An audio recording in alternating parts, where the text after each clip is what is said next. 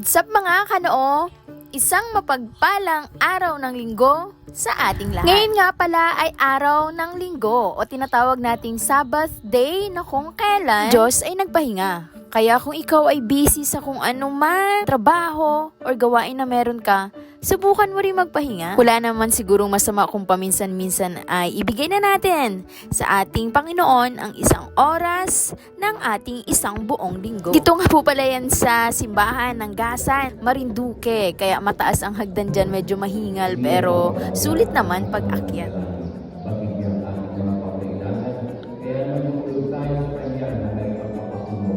Bukod sa ating mga kahilingan, marami din talaga tayong dapat ipagpasalamat at ihingi ng tawad sa ating mga nagagawang kasalanan. Kailanman hindi tayo nakalimutan ng ating Panginoon, kaya sana hindi rin natin siya kalimutan.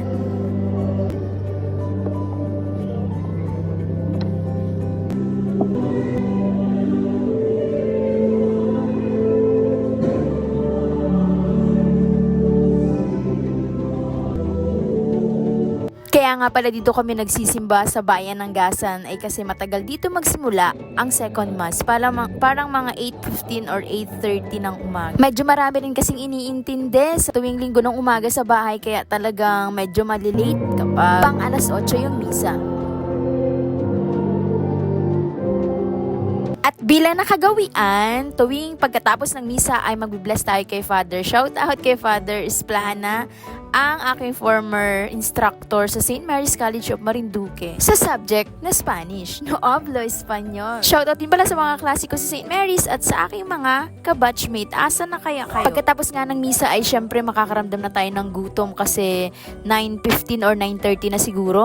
Naalala ko pa before, isa sa mga sinabi ni Father Esplana sa kanyang homilya ay dapat nagpa-fasting po tayo bago tayo matend ng misa. Yung hindi po muna tayo kumakain. Pagkatapos na lang po ng misa tayo kakain. Syempre kung saan nga may mura at masarap, dun tayo kakain. Ito nga pala yung canteen ni Sir Randy. Hindi ko alam kung tama yung pagkakatanda ko ng pangalan, pero ito yung napakasarap na spaghetti na sa halagang 25 pesos ay talagang sulit. Marami, masarap, malasa, talagang panlasang Pinoy. At isa pa, meron silang libreng sabaw at unlimited dito kung ilang tasa ang gusto nyong maubos.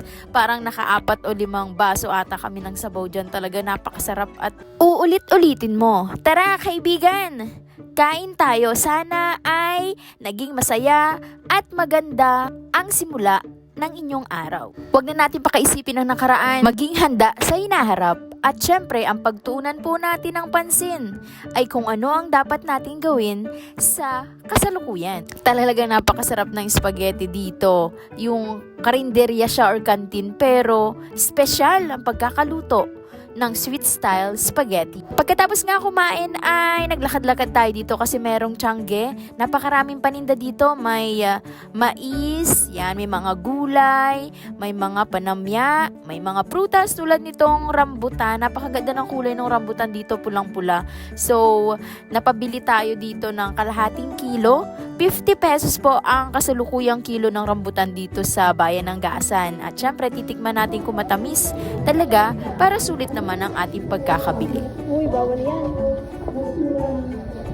Talaga namang napakatamis ng rambutan na ito. Akalain mo nga namang napakaganda pala ng mga customer dito. Ayan, shout out sa napakaganda kong pizza na si Ate Pili. Nakita ko din siya kanina dyang namimili. So, ngayon ay pipili tayo dito ng mga kahit mga 7 piraso ng sibuyas panamya sa ating mga lulutuin. Ayan, mura lang din ang mga kilo dito. Parang nasa 45 pesos lang yung binayad ko kasama yung bawang. At marami ka pang pwedeng mabili dito ng mura, fresh, yung mga prutas, gula, may mga tunsoy din dito, iba't ibang klase ng tunsoy, bislad, at kung ano pa. May nakita rin din ako dito mga bagoong pulot na talaga namang maipagmamalaki mong produkto at gawang Marinduque. Ganito na po ang itsura ng palengke ng Gasan dito sa Marinduque. Yan. Hanapin po natin dito yung mga nagtitinda ng kakanin. Trending talaga sila kasi dito hindi mawawala ang mga cravings nating kakanin. Napakasarap dito ng tinda nilang espasol na sa halagang 10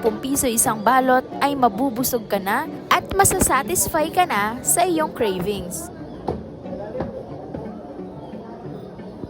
Habang naglalakad nga pala kami dito palabas ay ang dami pa namin nakitang tindang prutas at kung ano-ano dito na talagang makikita mong fresh at talagang parang bagong ani siya. Hindi na nga tayo nakatiis mga kanoo at atin nang titikman ang ating biniling espasol. Tingnan naman itsura niya, napakasarap, malambot at matamis. Dahil nga may oras pa po tayo ay nag-decide tayo magdiretso sa bayan ng Buwak kasi meron po tayo napaka-importanteng gagawin doon at talaga namang hindi natin pwedeng palampasin iyon. Tamang lakad lang dito tayo sa Kabayanan at kung ano yung mga pwede nating mabili or makita ay syempre itatry natin. Pika-pika foods lang mga muna tayo or yung mga street food kasi yun yung mura. At may nakita nga tayo ditong butchiron. Napakasarap nito, tingnan nyo naman. Meron silang 50 pesos, 70 pesos at 100 pesos na mix ng skinless, butchiron at kung ano man yan. Mura na talaga at napakarami ng silid ni kuya doon sa plastic at meron pa siyang free at pahabol. Sinamahan pa ng napakasarap na timpla ng suka. Naku, naalala ko kapag bibili ka nito sa SM or sa mall, mahal yung ganitong chicharon or butchiron. Pero dito, sa bayan ng Buwak ay napakasarap. Shoutout sa inyo kuya at salamat sa pagtinda ng ganitong kasarap na pika-pika. Try nga natin mga kanoo kung talagang malutong at masarap ito. Dahil nga kumain ay syempre mauuhaw tayo at hindi mawawala din dito sa bayan ng Buwak ang napakasarap, napaka-fresh at talagang purong sabaw ng mura o buko. Ito ang BJ or buko juice. Tamang-tamang pampalamig sa mainit na panahon. Makakabili ka dito ng 10 piso, 15 pesos at pinakamalaking baso po ay 20 pesos. Kapag tinikman mo nga pala to ay talagang malalasahan mo. Wala siyang halong chemical. Talagang purong-purong sabaw ng buko at meron pa siyang mura or laman ng buko na nakasahog dyan. Wala na nga tayong ibang gagawin dito kaya uuwi na tayo. Share ko nga lang pala dito sa barangay Libtangin, Gasan, kasi sila yung may pinakamurang presyo ng gasolina. O tinan nyo, yung premium po ay nasa 62.40 lamang. Sa ibang bayan talaga yun ay halos mag 70 pesos na. Tumaan na rin tayo dito sa JMSL na paayusan ng mga sasakyan at syempre tayo magpapa-change oil ng ating tricycle. Ayan, salamat sa cash allowance at nagawa natin ng paraan ng ating mga gamit or service sa pang-araw-araw na mabigyan sila ng tamang maintenance para maging ligtas